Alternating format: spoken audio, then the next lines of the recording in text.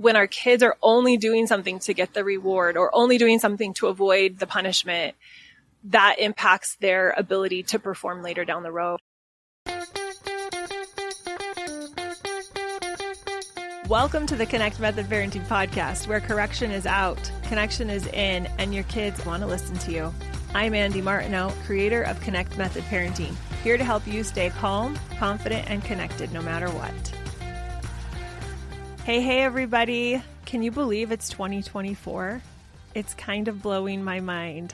I hope you had the most amazing holiday with your family and that you're ready to get started on 2024. I am so excited. I feel like I have a lot of direction and clarity around what I'm focusing on this year, what I'm focusing on with my family, what I'm focusing on with my clients, personally, how I want to be growing and evolving. And that's the beautiful thing of the new year is we get to do a little bit of a reset and a refocus. So I hope that you've had time to create that for yourself too.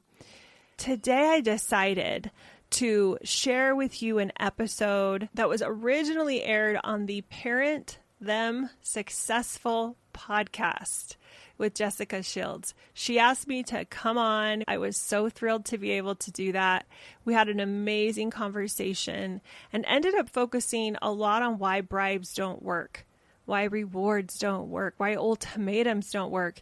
I thought this was a great way to start off the new year because we are talking about what it is, some specific things about the traditional way of parenting, what is sometimes called Western parenting, it could be called corrective parenting, that directly opposes what we truly want to create with our kids, which is connection, relationship, trust, cooperation. We want them to fulfill their potential.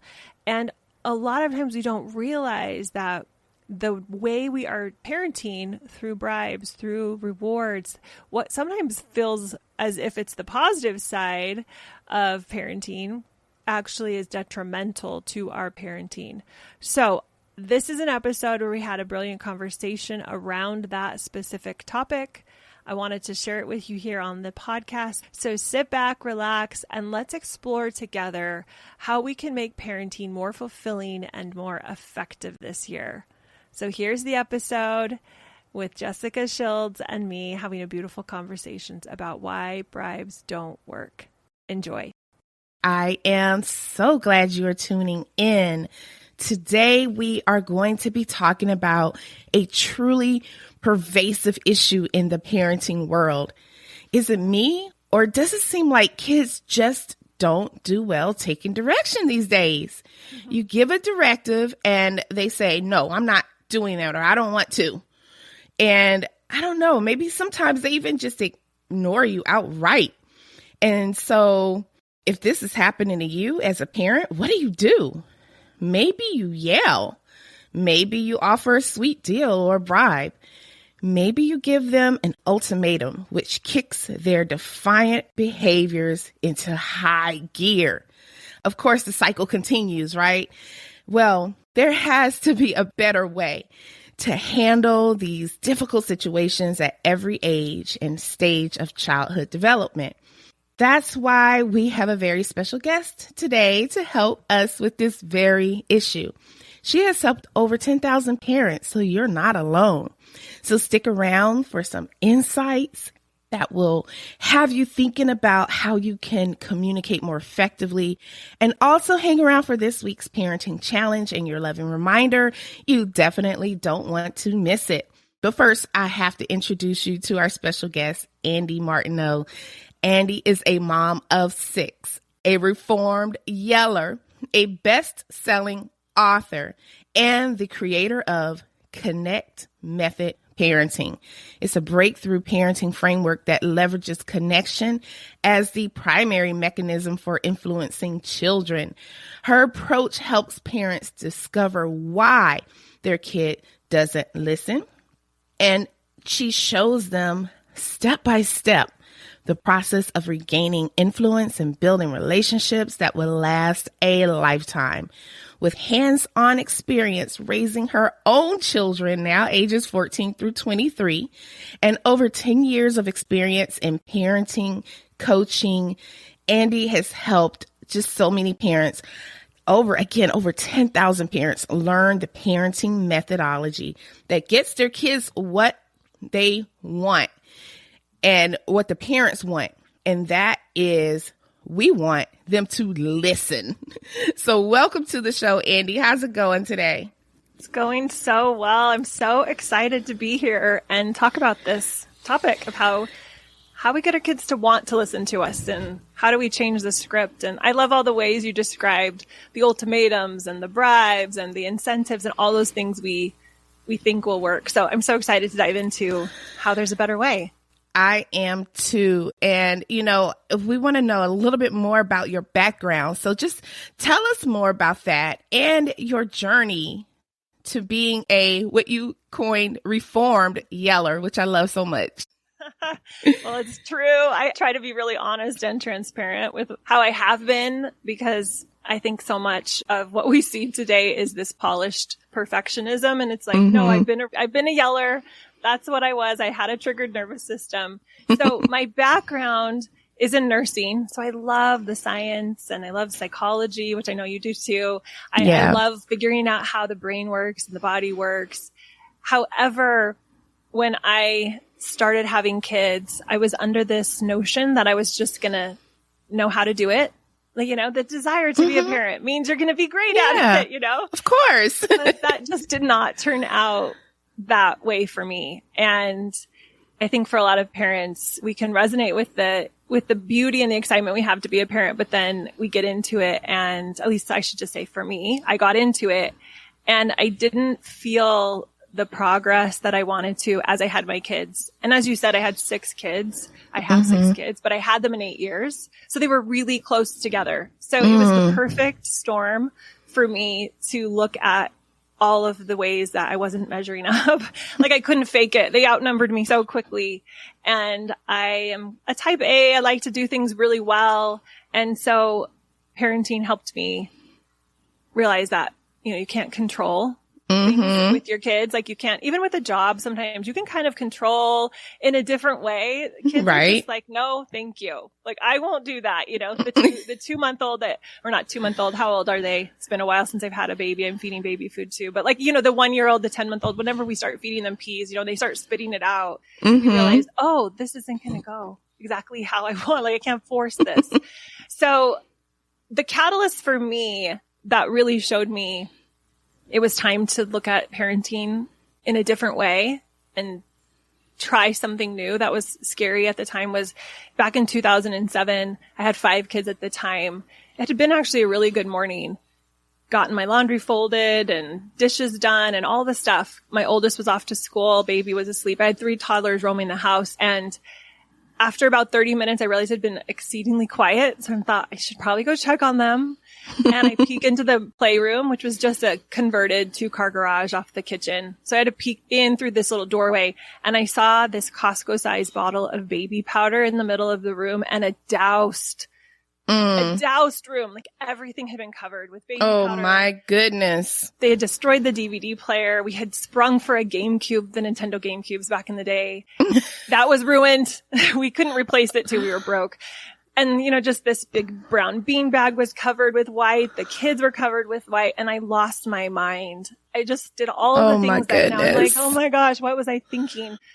I yelled. I gave the ultimatum. If we don't get this cleaned up quickly, you're not going to have friends for the rest of the week. And all of the things that in hindsight make me kind of cringe and think, what was I thinking? But I just was in the mindset of correcting and consequencing was the solution. And so I looked down at he's now 19. He was around, 3-4 at the time, if I've done my math correctly. And he was the instigator. And his face went from, look at this beautiful creation we've made, Mom. Like, wow, look at this. This is so great. To like crying, devastated. And I had this moment. It was a miracle, really. I didn't do anything to deserve having it, but I'm so grateful I did. I had this moment where things shifted and my thought went from, this shouldn't be happening. They're trying to be, little deviants and they're trying to make my life hard to, oh, they're just kids. Mm-hmm. They're just kids being kids. And this is okay. And we'll figure out how to clean this up. And my nervous system calmed down. I can see this in hindsight. Didn't know this at the time, but nervous system calmed down. I leaned down. I looked at him in the eyes. We connected. I actually grabbed the old fashioned camera, brought it in, took a picture of the moment. I was able to do that, cleaned it up quickly. And what that moment did for me and how it really was this moment of transformation from yeller to I want to be a reformed yeller, which I always wanted to be, but I am really going to figure this out. And there is a way it's possible because for so many years, I just thought I'm broken. I'm not a patient person. I'm not who I want to be, but I can't fix it. To this is possible because this moment gave me that hope. And I thought, okay, I was able to not change the situation. I couldn't make the baby powder go away. The baby powder blizzard of 2007, as I call it now, was there. There's no fixing that, right? You couldn't magically make that go away. But it did fix because my mindset, my thoughts, my beliefs, my emotional reaction, my nervous system response, all of that shifted. And I thought, that's where the control I have is. I think it's in fixing my kids' behavior. No, it's in aligning myself and having the resonance and the emotional, frequency or however you want to call it, being in that place of safety so that I can show up differently. And then the whole situation changes without the facts changing, right? We deal with it differently. So, the baby powder blizzard, we got it cleaned up remarkably fast. We had the momentary disconnection when I had lost my mind, but, reconnected. We had a good time. It's a fond memory of all of ours now. And that set me on the trajectory of there's a different way. I don't know what it is. Nobody showed me how to use connection instead of correction, but it seemed to work really well in this moment. Let me go find the science to prove it because my brain likes evidence. So, it led me to studying developmental psychology and attachment theory and really looking at neuroscience and, how the brain works and how the nervous system works. And that has just changed everything for me because I think information is power. So when we have the information to say there is a way to not have to manage my kids' behavior through punitive consequences and rewards, and it actually works better and I don't lose control and I don't go passive. I actually am more intentional, then my brain could rest. And so many of the moms that I work with, that's their dilemma too, but once they have the evidence, they can rest and have the confidence to step into this ability to show up with authority and with confidence and with connection and have so much more impact and influence over the kids. Yeah. And you know what? I just want you to know, it seems like the baby powder drama is everybody's experience at some point. I really do think that. Or if it's not baby powder, it's flour. Yeah. I don't know why. But he said Desitin, like that cream all over. Just there's some disaster, right, that we are dealing with. Yeah, and I'm glad that nowadays we usually will reach for our cameras, which is our phones, and then we'll post it on social media, and everybody gets a good laugh. Yeah, back in the day, we didn't do that. Right. Then, but now we can laugh about it, and it's so good. I think that there is more conversation around the imperfection being okay. You know, and it's not a problem. So, right. I know you've worked with many, many parents in this space. What would you say is the main problem that parents struggle with? And, why do you think this is happening?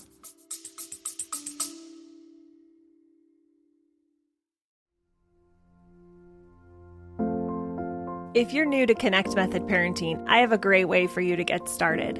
I created a free course that covers some of the biggest challenges parents are facing and how Connect Method Parenting solves them. In an hour, we're going to talk about why parenting is so hard, how to get your kids to want to listen to you, how to stop yelling and losing your cool, and become that calm, confident, connected parent for good.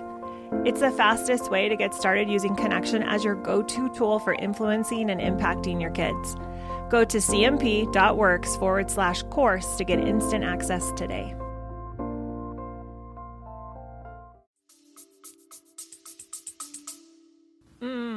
such a good question. I could talk for an hour just about this. I'll try to keep it concise. A lot of the struggle, as I've looked back at all of the moms and dads, but more moms, but both that I've worked with, is them thinking that they have to fix the behavior, that the behavior means something about them, that the behavior means something about their kids, and that's usually a negative thing.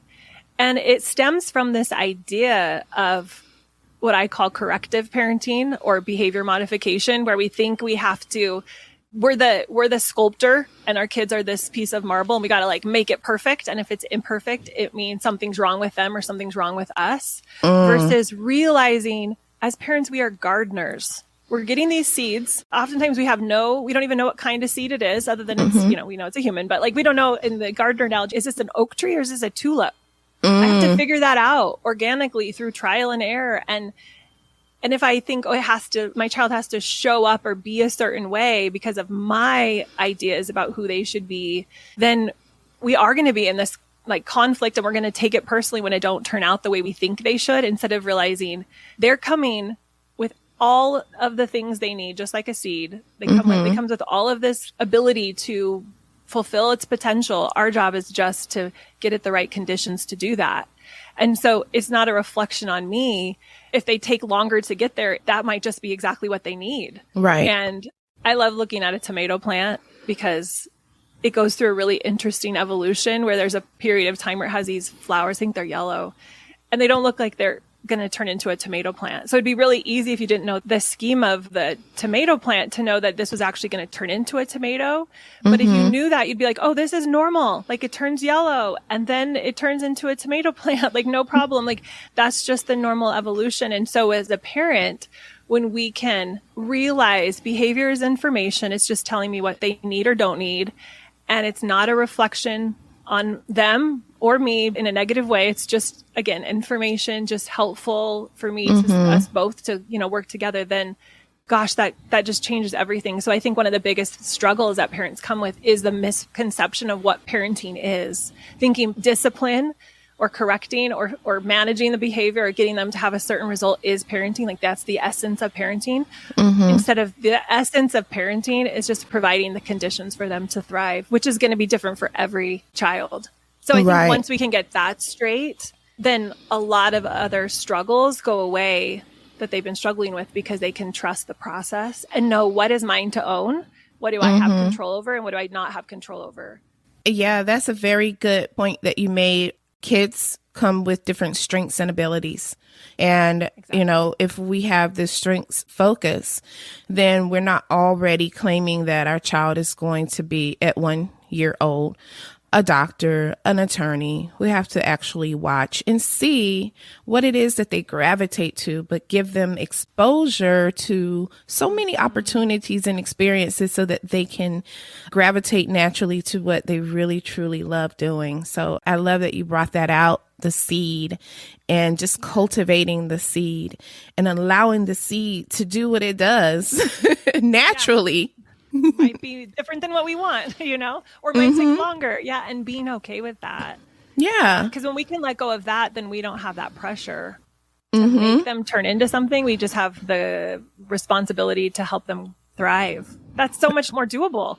We can do that. It is. We can't force them to be something they're not, though. That's a struggle. Yes. And I know we talked about parents not using bribes or ultimatums, and those can really backfire.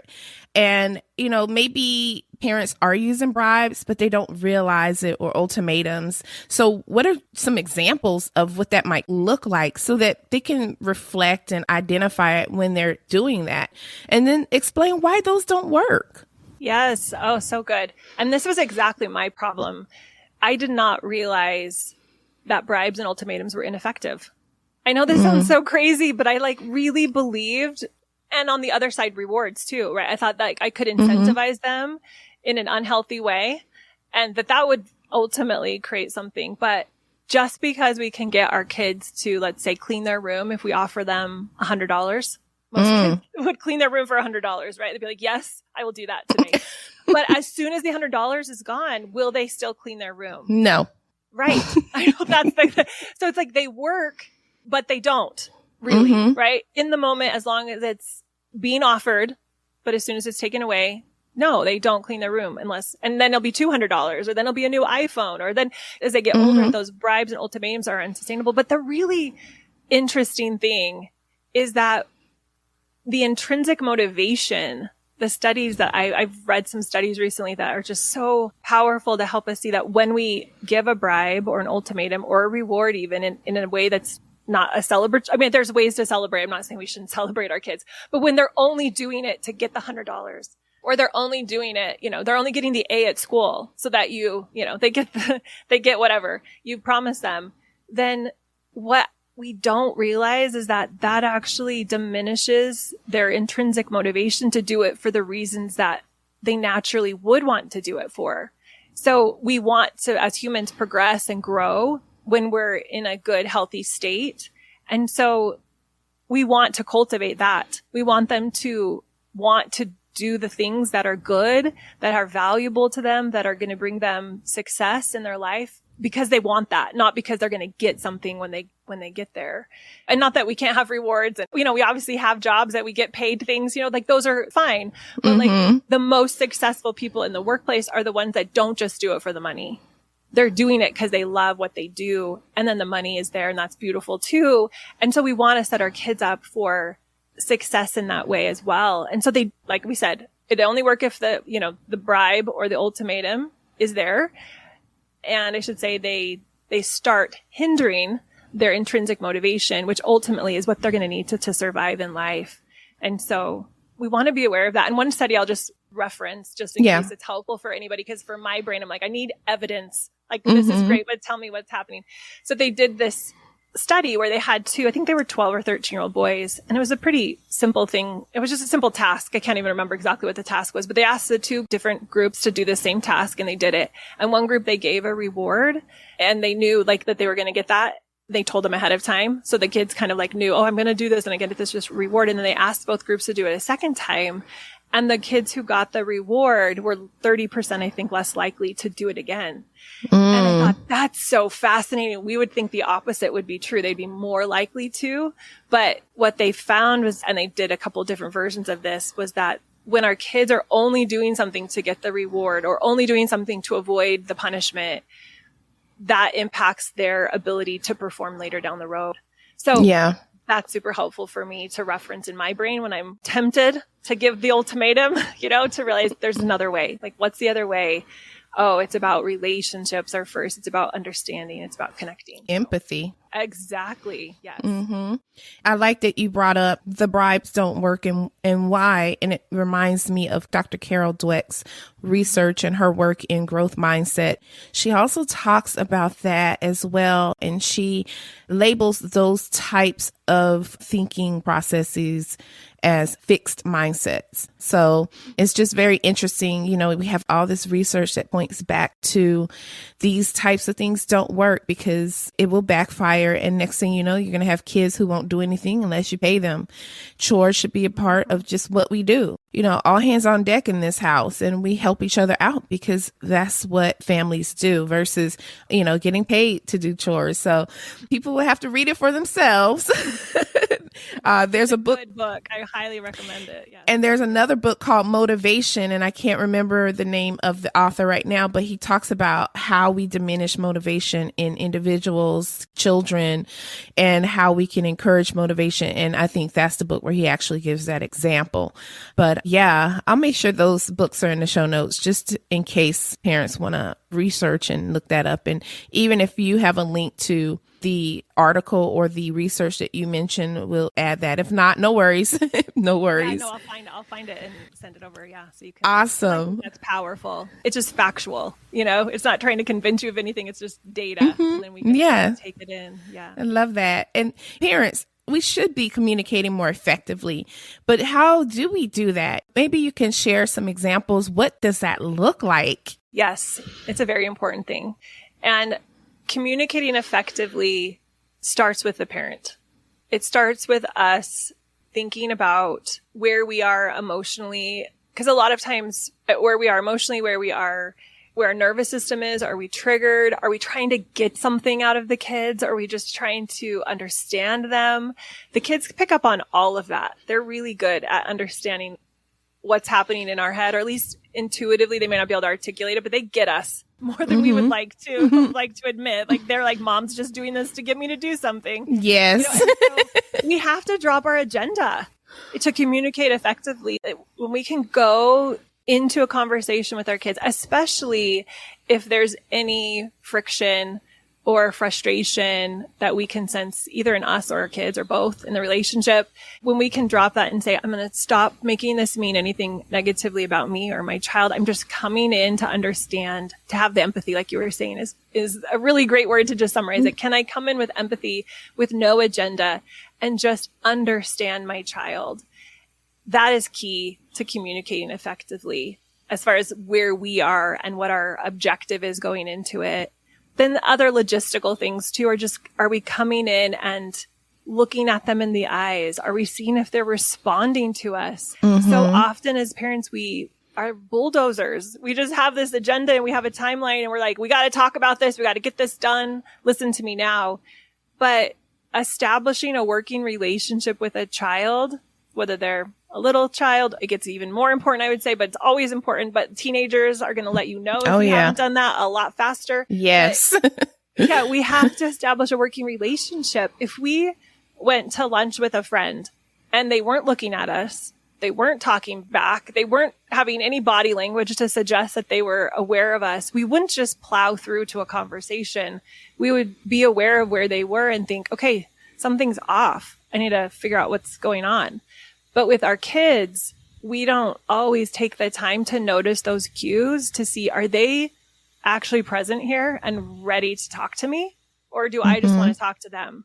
Because they have to buy in. If they're little and they're just distracted, we want to be aware of that. If they're a teenager and they're just annoyed at us and they are trying to ignore us, like, that's good for us to know. Right. We're not going to be able to push through. So that's what I would say would be really great things to start thinking about with effective communication, is how can I set myself up so that I'm in a good place, drop my agenda, and actually establish that working relationship, which a couple just really simple things to look at is, are they looking at you in the eyes when you look at them back? Are they avoiding eye contact? Are they shrugging their shoulders or smiling or nodding? Any type of physical cues to suggest that they're aware of you.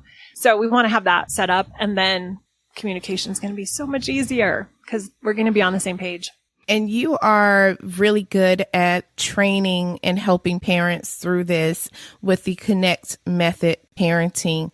Maybe you can help us understand how the program helps to support parents in this area. Yeah, it's one of my favorite things that's come out of this baby powder blizzard of 2007 is having a framework that first worked for me, supported by science, and now I get to teach parents. That's just really simple, that helps in very simple, doable steps that walk someone from, hey, I'm yelling every day, or I just feel like I can't stop these old habits, where I'm just going into correcting, or I'm just losing my cool, I'm feeling really frustrated with the kids, to how do we bridge the gap between that and I'm calm, connected, and confident.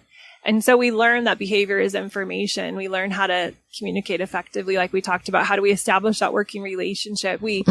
Before we jump into just giving directions or giving, help, saying something to our kids, we are learning how really this corrective mindset of parenting, the bribes, the ultimatums, the rewards, the timeouts, how they really are counterproductive, and how we can use connection as really the most powerful tool to impact and influence our kids, to set what I call connective limits. I don't like the word consequence, only because so many of us have this idea that a consequence is punitive. That's how it's been used on us. That's how we've used it. It's a very punitive way. We're frustrated usually when we're getting it. So I use the word limit, just have a different word for it. And to be able to set a connective limit without having to go into control or frustration. And we learn through Connect Method Parenting too, another of the pillars would just be the nervous system and how it works, and how, these fight or flight reactions we have, and how to calm ourselves down so that we can come and truly stay connected and not get triggered when our kids are rolling their eyes or throwing a fit and all of the things, and emotional intelligence. I could go all into that too, but like how important emotions are and how they're something to embrace, not to push away. So we learn all these steps that eventually get us to this place where our new parenting default is a connection based and get way better results. So once you get there, it's so good. You just have to get your brain to create some new neural pathways so that you can actually go to that place. But yeah, it's definitely a mindset shift, and it's important for us to be open to that as parents so that we can better connect, like you said. But I just want to give you space to just leave any final advice for parents, and then of course tell us how we can connect with you. My final advice for parents, especially moms who are listening, is to be really kind to yourself. We tend to be critical. Parenting is the most important job we have. It has lifelong repercussions, both positive and negative. And so through the process of discovery, I find a lot of moms I've worked with just are very upset and critical and frustrated with themselves that they can't make progress faster. I get that because that's exactly where I was. And the problem with being critical towards ourselves is it feels as though I haven't done the science to prove this, but this is what it feels like to me, is that we're almost in a fight or flight reaction or response against ourselves. It's almost like we're activating our nervous system against its own, against itself. And so we just stay stuck in this pattern of thinking that it's helping us move past, but we're thinking, in a negative way about ourselves. And we're upset that we're not more patient, or why did I yell again? Or why can't I get my act together? I'm not organized. And what really helps is to go into curiosity instead of criticism. When we can get curious, like a scientist would over an experiment, not make it personal, just think back and reflect on what happened the day before. Oh, I yelled, and this is what happened, and this is what I was thinking. This is what I was making the kids' behavior mean. Okay, I can see all of that, and I don't want to do that anymore. So what could I learn from that so that hopefully I can do a little bit better in the future? Now I'm not in an activated nervous system place. My brain can think.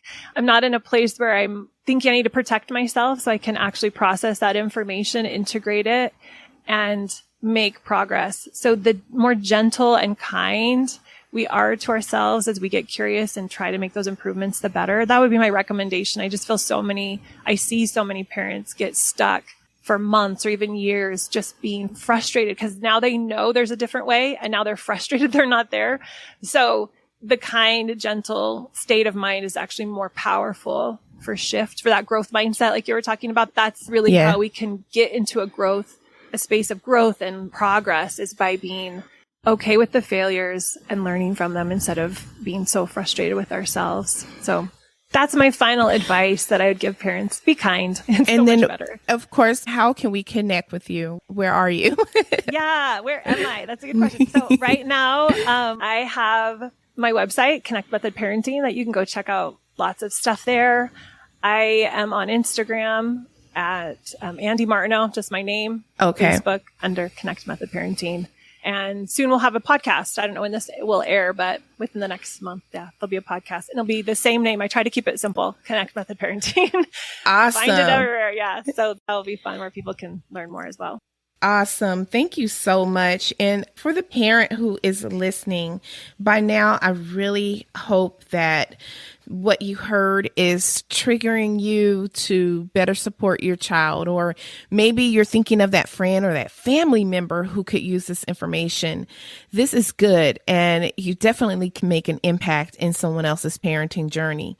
So I want to first challenge you. After hearing what Andy shared, why don't you try one of the strategies and make sure you're consistent with it, because that's going to be important.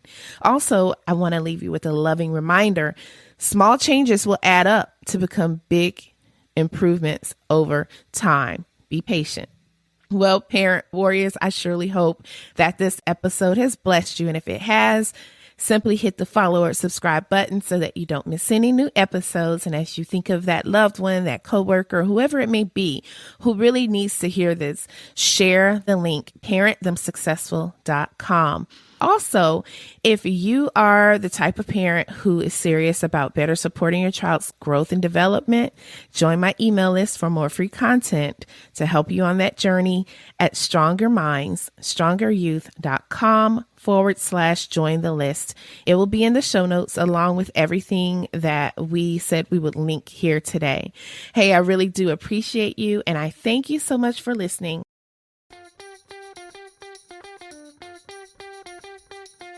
If you enjoyed listening to this podcast, come check out League, my Connect Method parenting coaching program, where we take this material and we apply it using my proven formula. Head over to cmp.works/join.